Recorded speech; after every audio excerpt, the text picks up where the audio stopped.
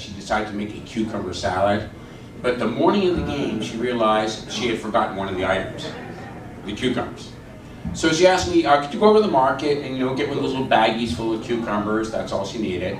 So I said, no problem. What could it take, like 10, 15 minutes tops? Right, it took a better part of an hour. Within 5 minutes, I was in front of the cucumbers. It took another 15 minutes to open one of those damn plastic bags. By the time I got done, I went through like 25 of them. They were on the ground, on my shoes, sticking to my pants, my shirt. I looked like some kind of award-winning modern art exhibit. There was a lady there that was very nice, though. She said, there's an easy way to do this. Either crunch or squeeze the tops of the bags. I have a better idea. We should crunch or squeeze the neck of the person that designed these bags.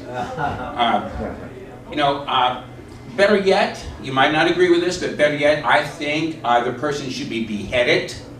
But apparently, in the past year or so, ISIS has given beheading a bad name. Then I face my next gauntlet. Every time I go to the market, every time the checkout line. I'm telling you, if you ever go in the market and you see me in line, do not get in the line. I repeat, do not get in the line. Either find a longer line or just, abandon your merchandise and just evacuate the store. I did get in that, 8 items or less line. That's a lie. That's an 8 hours or less line. The first sign of trouble is when you see that cashier reach for the microphone. That is never good news. On this trip, I think she called for a manager approval, 2 price checks, and a check okay. A couple months ago, I was in the same store, and I got the double whammy. The cashier called for a manager approval for a holdup. Now, it wasn't so. I guess I shouldn't complain. It only cost me about 10 minutes. The guy in front of me, it cost him 10 years. But anybody here shop at the 99-cent store? Somebody mentioned the 99-cent store. Yeah. The 99-cent store. Yeah. Teachers shop at the 99-cent store. I know that. I did too. I was at the 99-cent store a couple weeks ago, and the line was backed up for 15 minutes when they called for a price check. I look at the 99 stores like a mini Costco. The only difference is the food products at the 99-cent store, their expiration date is listed in hours and minutes. But, as I was leaving the store, Super Bowl Sunday with my little baggie of cucumbers, I did notice the car right next to me was identical to my car. Identical. Same make, model, year, color, exactly the same interior. I thought this person's really got it together. They knew what to do. Then as I was backing up, I noticed on the side window there was 2 stickers. There was a Los Angeles Dodgers sticker, and get this, a Los Angeles Rams sticker. Yeah. The one with the helmet, the best helmet in football. They had that one there. I thought about getting out, waiting around, maybe meeting the person. I felt like maybe like twins feel. Had that special vibe. Maybe they wanted to go to the Super Bowl game with me or something like that, the Super Bowl party. Then as I finished backing out, I looked on the rear bumper.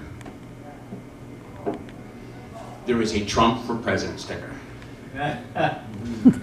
Now, I did not start questioning my judgment, but my sanity. See, Donald Trump, the great innovator, he does things differently than any other politician.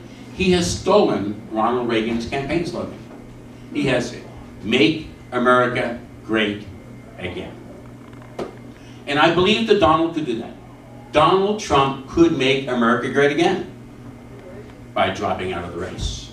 Right. He's not the first politician to borrow or try to borrow another campaign slogan from a previous president. Eisenhower did that in the 1950s. Eisenhower, his campaign slogan when he ran with Richard Nixon as VP, his campaign saying, anybody remember his campaign slogan? No. Didn't think so. I like Ike. It's very popular. Then when Richard Nixon ran for president in 1968, he also ran in 1960 and lost to John Kennedy.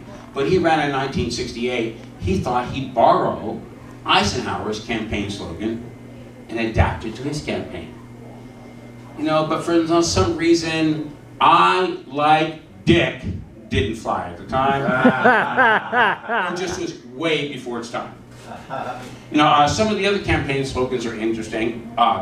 Bernie Sanders, anybody know Bernie Sanders? Yeah. Feel the burn. You know, to me that sounds like an intro to some medicated green commercial. And then there's Ben Carson. You know, very kind. He's very kind. His is he wants to heal and revive. I got news for Dr. Carson. If he doesn't heal and revive his campaign stat, he's going to be downgraded from critical to seriously dead. Right. And then Rand Paul, he's a little rougher than Carson's. His sounds like some kind of 90s countercultural rock group. Is defeat the Washington machine.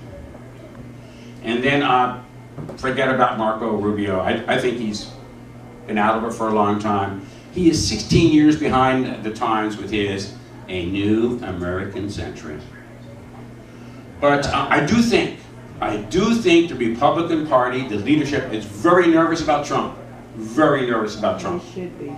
Yeah, because if he doesn't win the nomination, he might break away and form his own party. Now, about 100 years ago, a little over 100 years ago, Teddy Roosevelt did the same thing, another Republican. He broke away from the Republican Party and joined the Progressive Party. It was known as something else. Anybody know what his party was known as? Called? No. Anybody remember what it was called? The Bull Moose Party.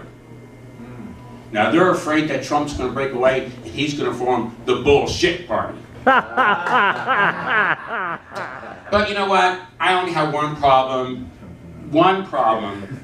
with Trump not becoming president, or becoming president. You know, I really don't. I really have one problem, one concern. That the day after he's elected, how am I going to get that plastic bag open to put it over my head? Oh. Thank you. Oh,